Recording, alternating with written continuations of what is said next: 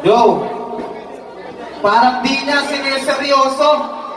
Puta, payag ba kayo? Mahiya ka naman, nagpagod yung mga yan para lang may pambayad sa'yo. Kaya nga una sa lahat, salamat sa Sabio Productions na naging tulay. At sa pagtanggap nila sa mainit na panahon pa sumabay. Oo, malamig doon sa aming hotel. Pero damang-dama ko pa rin yung Dubai. Kasi kasama ko to si Price Tag. Puta, amoy Bombay.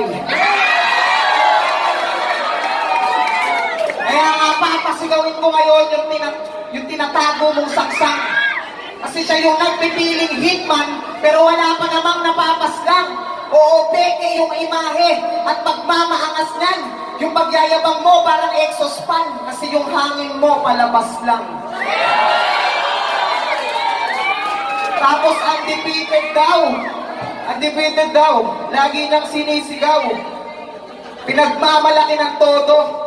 Samantalang bumibenta ka lang naman sa mga laban kapag walang boto. Samantalang ako, sumugal sa isang buhay. Pinaghirapan ko yung trono. Ikaw, parang yung mga mall doon sa may Dubai Mall, tangina, puro ka lang promo. Kaya paano ka kakas kaya? Paano ka uubra? Bubutok pa ba yung mga canvas mong dala? Kung sa tunay nga na laban ay takot kang umasa. Yeah. Yeah! Second round, para kay Bo! Ang init-init na nga dito, naka-jacket pa. May tatak pang baraha. Saktong-sakto, nakikita nyo kung paano ko binabalasa. Tapos, bad guy napaka-bad guy ng attitude. NBA player, galawang Hollywood. Sorry dude, hindi kasi Lebron, mas kamukha mo si Rodney Hood. Mas kamukha mo si Rodney Hood. At oo, kas din ako doon sa may probinsyano na may mas mataas na rate value. Pero mas badoy ka pa rin, fuck you. Pag gangster-gangster ka, tapos pangalan ng teleserye nyo, and they will always love you.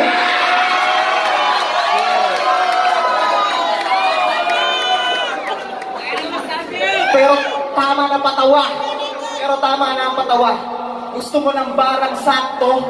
Kung ikaw yung presyo, ikakahon kita bilang kabayaran mo.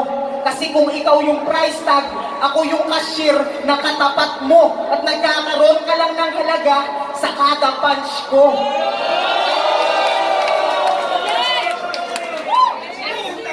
Tapos, pero sa flip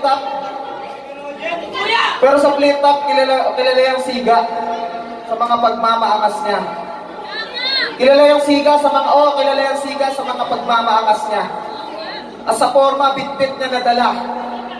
Pagdating dito sa Dubai, nung humarap na, puta yung suot, sombrero ng anak niya. Pero seryoso, salamat sa mga kababayan natin at mga kapatid na porsigido. Sa mga kapatid na porsigido.